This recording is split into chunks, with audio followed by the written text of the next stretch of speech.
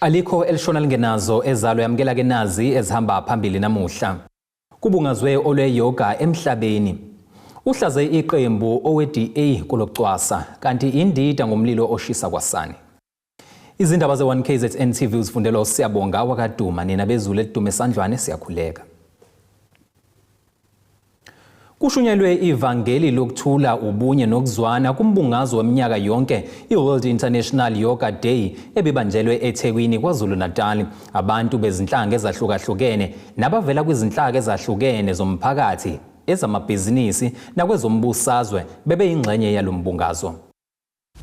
Kube okuqala ukuba kugujwe usuku i-International Yoga Day ngaphandle kwaloyo obenguNdunankulu kaZulu inkosi uMangosuthu Buthelezi. Indodana kaShenge ikhuluma ngesikhathi kuqhubeka umgubho wanonyaka ivezeke ukuthi lolu suku lubaluleke kakhulu kubona njengomndeni. So siboneke siwumndeni ukuthi namhlanje yithuba elihle lokuthi sibe ingxenye siqhubele lo hambo lokho. Kukho into eningi ezenza ukwakha.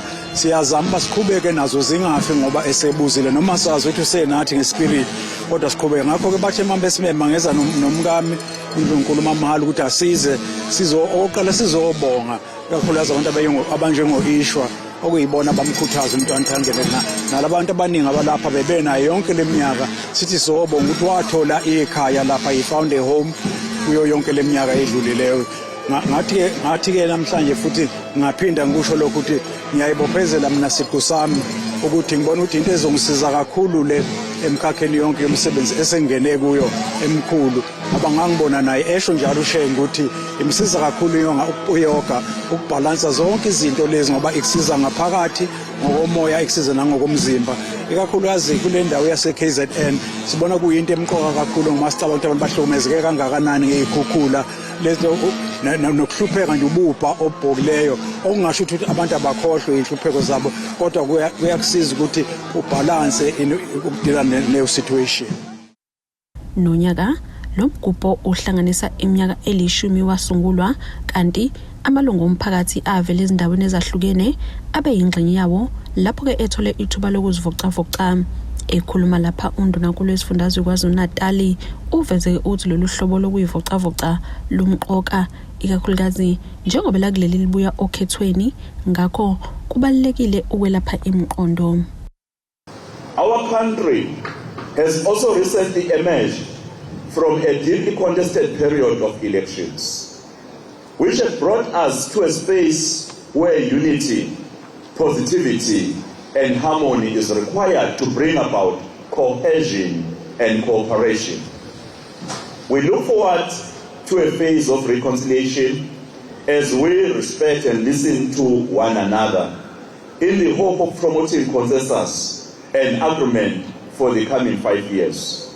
This is what we need as a province to ensure that we meet the needs of the people that we serve, to ensure that we have a province that is peaceful, a province that has enhanced its security. That is why I decided to take the Department of Community Safety and Liaison to the Office of the Premier, because I want to lead at the forefront in combating crime in our province, so that each and everyone who's walking in the streets of eThekwini, walking in the streets of KwaZulu-Natal, wherever, will feel safer. We are prepared to fight crime in this province at all costs. We understand that when we achieve that, our children will feel safer, will grow in a safe environment, and our province will have stability. Investors will flow into this province. Ngaphandle kokuthi lolu hlobo lokuzivocavoca luhle ngakwezempilo luphinde lisize ukuletha ukuthula nokubekezelelana.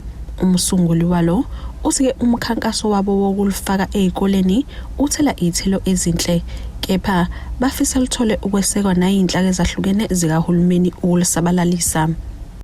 I must say, ever since we started the schools program, we got yoga teachers every week in yoga, doing yoga in the schools. Last year we had almost 4 to 5 schools that have 100% pass rate. Now for me that is so excellent, because we see a difference, because yoga, apart from the physical exercises, the meditation and the silence that one require in order to re-energize the physical being and the mind itself. So students are benefiting from yoga tremendously, and thus we see the results in the education field in our province and in our country. Yes, we want authorities of government and various sectors to come on board to promote yoga, especially amongst the youth in our country, so that they will also be able to deal with challenges they face in daily life. As we know that employment rate is so high in our country, but at least once they start doing yoga, they could re-energize themselves, remain focused, and continue to seek employment, and success would definitely be theirs, because yoga gives that inspiration from within. This is an amazing event to attend, because I think yoga is amazing when you practice together in such a big group. It brings the energy and the vibration of the whole group to a different level as to when you practice on your own. So I would recommend doing yoga. You can do it on your own, but I think it's really special when you practice yoga as part of a group like this, or join a class. It helps me to find peace, calm in a crazy busy world. It helps me to connect both my mind, my heart, and my spirit. Grade 10 thanks to Dramatic Arts. It is a beautiful way to connect with your inner self, your true self, and most importantly, Tina, as abantu abamnyama, because we know that being able to connect with God and our ancestors is very much important. Yoga really helps you to balance out the energies within your body to also show physically on the outside. So yoga is absolutely important for those who want to change their lives around. And looking at the fact that with regards to the youth, there's so much anxiety and depression, the rate is going up. So yoga really does help to be able to bring that back down of its rate.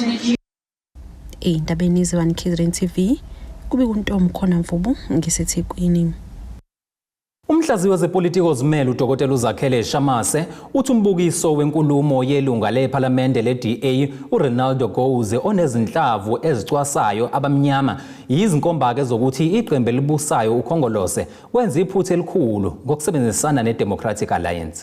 Komba nofakazi obuqandula ikhanda ukuthi engathi iqembu elibusayo lenza iphutha ukuthi lingene kuhulumeni obambiswana noma obumbano neqembu elinjenge DA kufakazela khona ade kwakushiwo ngabanye abamalunga noma beqembu elibusayo ukuthi ukungena emshadweni neDA kuyingozi enkulu, ngoba kungena emshadweni nabantu abasenobandlululo ababesobandlululweni bayabuya futhi njengoba sashilo ukuthi lelizwe beliphethwe for 75 years amaqembu amabili. First 45 years liphethwe iNational Party nabonke ababekhona lapho. Manje yaba unwabi iguqula amakhala njengamanje yabavuka futhi abantu abamhlophe sebeyibiza ngeDA bake baba iDP, iDemocratic Party sebeyiDA manje. So kuyakutshengisa ukuthi bayabuya bazobusa futhi. Ake sihlabene nali ikhefu sihlangabeze masibuye itolo.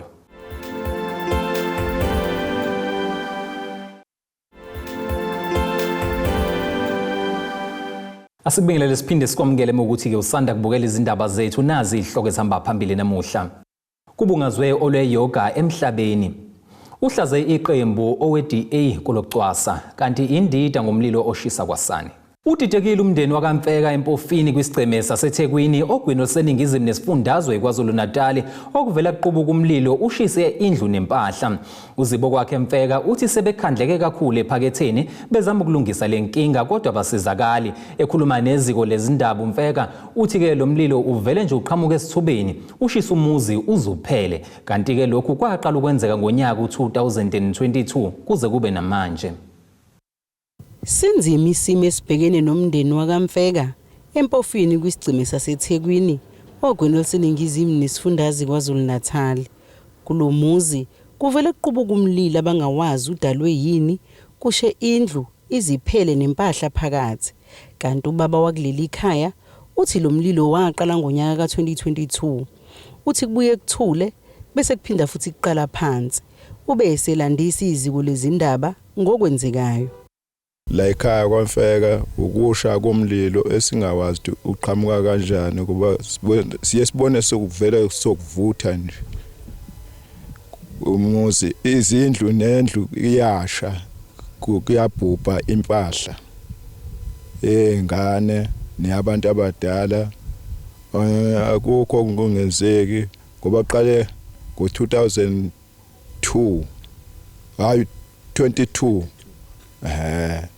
kwasha kwaqala kulendlu kwabuya kwa emxhasweni kwabuya kwashala izindlu ezingale kwabuya lapho ke sokubuya sokuphinda futhi kwaze kwasha kwaphela isonto kusha sokubuya kwalungiswa ke kwaphela iminyaka o2 kwangathi kukuthule sokuqale phansi ke futhi manje naka ngoba bokushaya lendlu boyishaya last week kule around leshile ngolosithathu ngithe ngisemathuneni ngibuya emathuneni ngabuya sokushela engalena isquare lesi sokushela no sofa nempahla yengane impahla nebesendlini seyishile dining room. Ube esecela usizo lokwelekelelwa noma ngabe umelaphi wendabuko okanye abezenkolo njengoba esekhandleke kakhulu ephaketheni. Angazi ngathola kubani umuntu owusizo ongasekwazi ukungisiza ongasiza mhlambe ngokwezimali nokuvala lento ke enzekalayo uthi anginalwazi ukuthi ngasizakala kanjani ayivale phela lento. Elinye ilunga lomndeni lithi lo mlilo waqala ngokushisa indlu nezingubo zezingane. Lento iqala ngokungena la ngathi kukhona izinto ezisoft ikhona la ikosofa mhlambe nempahla zengane into enjalo. So kwasha impahla zengane kakhulu kulwanya kwaqala ngawo kusuka kulendlu le engala ngasemgaqweni kwasuka kuyona kwaphinda kwalapha phezulu la kumxhaso khona kwasuka emxhasweni kwaya kulezi izinto ezingalezi u2 zokugcina kwakusekhona uma wethu kusalayo. So eqhuba uthi kunendle sanda kusha abazi ukuthi umlilo uqale kanjani. Lento enzeke nje kuthangi ngolosithathu kusuka nje umfana kule yandlu leya etoilet useyabuya etoilet sokuvele kuyavutha kwamemeza umakhelwana lapha ya enzansi echaza ukuthi ayibona kusokuvutha waphuma naye etoilet ngalowo mzuzu kade eshiye ngekho lutho. Lo mbiko benwethule lo Zamando Sicele wezindaba ze1 KZN TV ngisempofini. Inhlangano yabamatekisi South African National Taxi Association okuyiSANTACO ngamafuphi ikushayile ihlombo ukuphasiswa komthetho wezokuthutha iNational Land Transformation Act ochithiyelwe kabusha. Le nhlangano ithe umthetho uzoqinisekisa ukuthi abanikazi bezimoto ezikhokhelwa ngamabanga ezwahambile bafaka izicelo zokusebenza njengawo wonke umuntu osebenza kwezokuthutha. Inhlangano yabamatekisi SANTACO sekunesikhathi eside ikhala ngokuthi iphucwa iqathe emlonyeni ngabalezi imoto ezikhokhelwa ngokwamabanga okuningi lazo ke kusetshenziswa ama-apps noma khala ekhukhwini ukuxhumana nazo qede zifike qathatha lapho ukhona zikuthathe zikubeke. Sekupheleka iminyaka eli-13 imboni abamatekisi ikhala ngokusebenza kwalezi imoto ithi ke zidla umsebenzi kodwa ke zingenazi imvume zokusebenza. Ithi ke lezi imoto beyisebenza emzileni abamatekisane imvume zibe zona zingenazo imvumo futhi bekunobugebengu okuphazamisa abagibeli.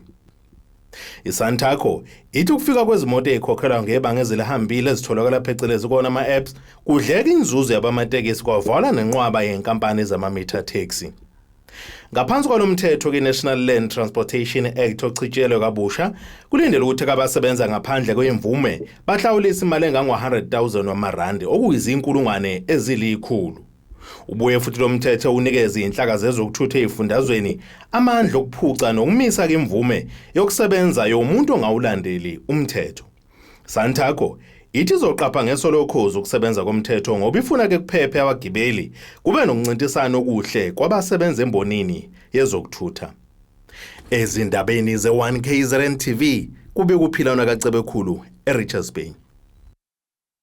Inkampani yakwa-Transnet isiqoke ikampani iGrindrod SA ukuthi kube yiyo ezokwakha isiqukathi sokugcina impahla phecelezi container terminal echwebeni lase-Richards Bay enyakatho nelikaMthaniya osekunesikhathi eside kukhulunywa ngesidingo sokuthi sakhiwe. Lesiqukathi impahla okulindeleke ukuba siqale sisebenze ngonyaka u-2027 ibalelwa ku-285 million wamarandi imali ezosetshenziswa ukusakha nokulindeleke ukuba sidala amathuba omsebenzi amaningi siphinde futhi sithuthukise nomnotho wesifundazwe. Kwenzeka lokhu nje inhlangano yabantu abangasebenzi esifundeni King Cetshwayo okuyi-North Coast Workers Forum kade ibambe imashi ebheke kule nkampani ifuna ukuba u-70% wabantu abazoqashwa kulo msebenzi kube ngabendawo. USakhiseni Khumalo uthi kuqashwe ngeqiniso njalo.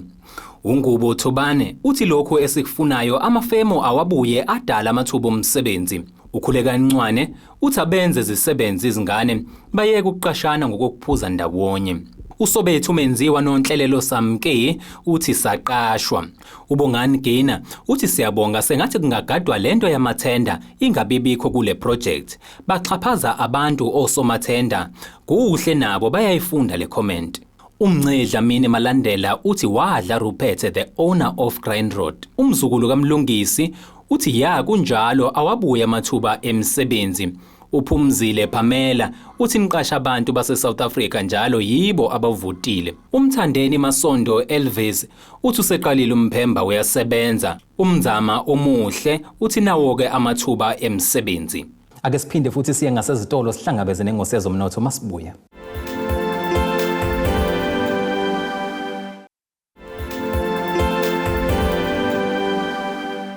Saphinda sasho sangena sakulukudela futhi mbukeli siyakubingelela siyakwamukela mungabe usanda kubukela izindaba zethu yamukela nazo izihloko ezihamba phambili namuhla. Kubungazwe olweyoga emhlabeni. Uhlaze iqembu owe-DA kulokucwasa kanti indida ngomlilo oshisa kwasani. Kuleli qophelo singena sijule engosini zomnotho.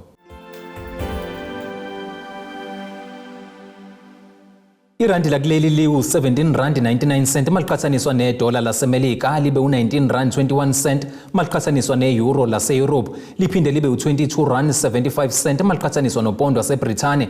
Igolide ke lona lingu $2,364 2 cents i-ounce kuthi uwelo ngahluziwe ube u$85.71 umphongolo.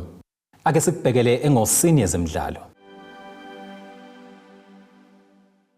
Usihlalo we-TX Galaxy uthi Msukazi uthi ke akangabazi ukuthi uBernard Parker uVuyo Mere bazokwenza umsebenzi oncomekayo eqenjini labo le-DStv Disc Challenge iDDC ezinsukwini ke ezedlule leli qembu laseMpumalanga limemezele ukuthi labo makade bona bazoqala ngesizini ezayo umsebenzi wokucija ele-DDC.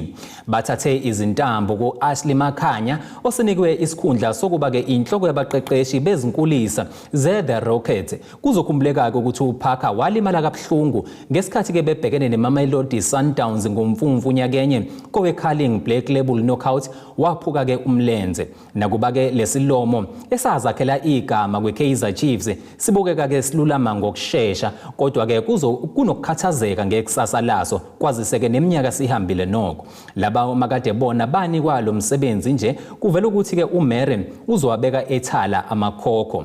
Sekupheleke iminyaka engaphezulu kwama-20 edlala esigabeni esikhulu kuleli.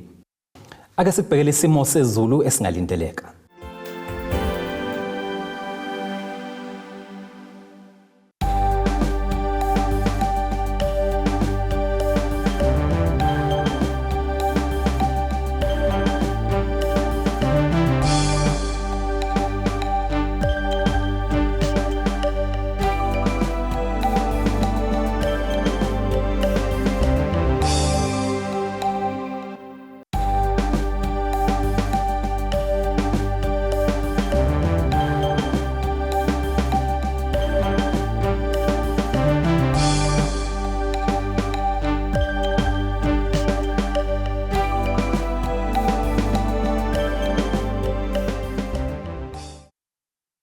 Zulomnyama undlela zimhlophe ngiyaziguqisa besikuphathele zona namhlanje sihlangabeze futhi ngomsombuluko ngaso isikhathi esifanayo.